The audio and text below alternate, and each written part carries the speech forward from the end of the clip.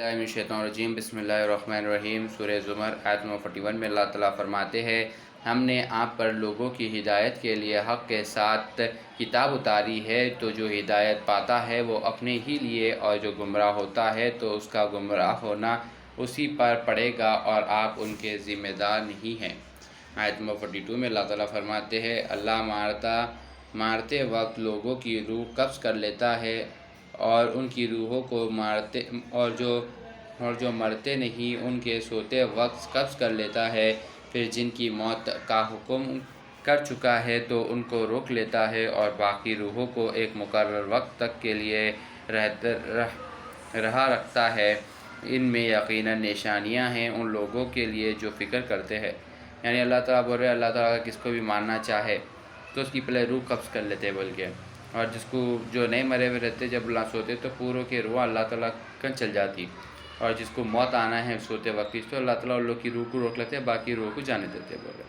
آیت نمبر 43 میں اللہ تعالیٰ فرماتے ہیں کیا انہوں نے اللہ کے سوا اور سفارش بنا لیا ہے؟ آپ کہہ دیں اگرچہ وہ کسی چیز کا اختیار نہ رکھتے ہو اور نہ سمجھتے ہو۔ آیت نمبر 44 میں اللہ تعالیٰ فرماتے ہیں آپ کہہ دیں کہ سفارش تو اللہ کے ہاتھ میں ہے، اسی کے لیے آسمانوں اور زمین کی بادشاہت ہے، پھر تم اسی کی طرف لوٹ کر جاؤ گے۔ آیت نمبر 45 میں اللہ تعالیٰ فرماتے ہیں اور جب تنہا اللہ کا ذکر ہوتا ہے تو جو لوگ آخرت پر یقین نہیں رکھتے ان کے دل بھاری ہو جاتے ہیں، اور اللہ کے سوا اوروں کا ذکر ہوتا ہے تو خوش ہوتے ہیں۔ آیت نمبر 46 میں اللہ تعالیٰ فرماتے ہیں آپ کہہ دیجئے کہ اللہ آسمانوں اور زمین کو پیدا کرنے والا، پوشیدہ اور ظاہر کو جاننے والا، تو ہی اپنے بندوں میں ان باتوں کا فیصلہ کرے گا جن میں وہ اختلاف کرتے تھے۔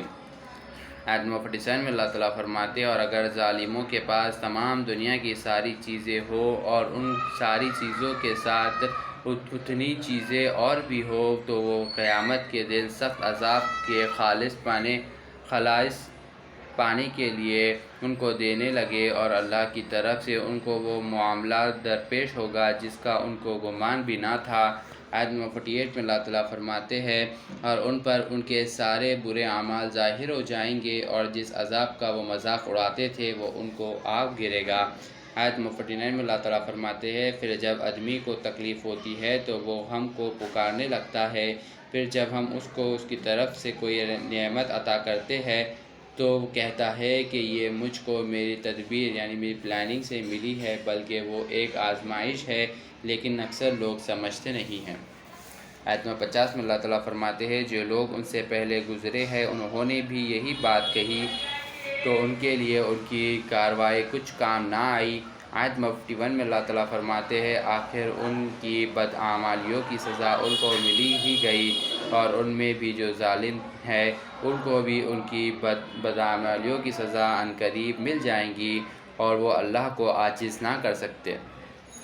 آیت نمبر 52 میں اللہ تعالیٰ فرماتے ہیں کیا ان کو معلوم نہیں کہ اللہ جس کو چاہتا ہے رزق زیادہ کر دیتا ہے اور وہی تنگی بھی دیتا ہے، اور اس میں مومنوں کے لیے نشانیاں ہیں۔ آیت نمبر 53 میں اللہ تعالیٰ فرماتے ہیں اے نبی آپ کہہ دیجئے اے میرے بندو جو اپنے اوپر ظلم کر چکے ہیں اللہ کی رحمت سے مایوس نہ ہونا، اللہ تو سب گناہوں کو معاف کر دے گا، بلا شبہ وہ بڑا بخشنے والا اور بڑا رحم والا ہے۔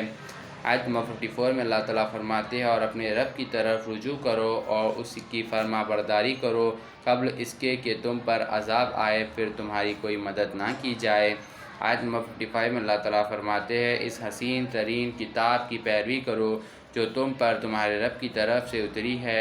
قبل اس کے کہ تم پر عذاب ناگہاں آ جائے تو تم کو خبر بھی نہ ہو۔ آیت نمبر 56 میں اللہ تعالیٰ فرماتے ہیں کہ کوئی سمجھنے لگے کہ اس کوتاہی پر افسوس جو میں نے اللہ کے حق میں کی ہے اور میں تو صرف ہنستا ہی رہا۔ آیت نمبر 57 میں اللہ تعالیٰ فرماتے ہیں یا یہ کہنے لگے اگر مجھے اللہ ہدایت کرتا تو میں بھی پرہیزگاروں میں ہوتا۔ آیت نمبر 58 میں اللہ تعالیٰ فرماتے ہیں یا جب عذاب دیکھ لے تو کہنے لگے کہ اگر مجھے پھر ایک بار دنیا میں جانا ہو تو میں بھی نیکوں میں ہو جاؤں گا۔ آیت نمبر 59 میں اللہ تعالیٰ فرماتے ہیں ہاں بے شک میری آیت تو تیرے پاس آ چکی تھی پھر بھی تو نے ان کو جھٹلایا اور تکبر کیا اور کافروں میں شامل رہا۔ آیت نمبر 60 میں اللہ تعالیٰ فرماتے ہیں اور آپ قیامت کے دن دیکھیں گے جن لوگوں نے اللہ پر جھوٹ بولا ان کے چہرے سیاہ ہوں گے یعنی کالے ہوں گے، کیا دوزخ میں غرور کرنے والوں کا ٹھکانہ نہیں ہے؟ یعنی غرور کرنے والوں کا ٹھکانہ دوزخ میں نہیں ہے، کیا پوچھ رہے اللہ تعالیٰ؟ صدق اللہ العظیم و صدق مولانا رسول الکریم۔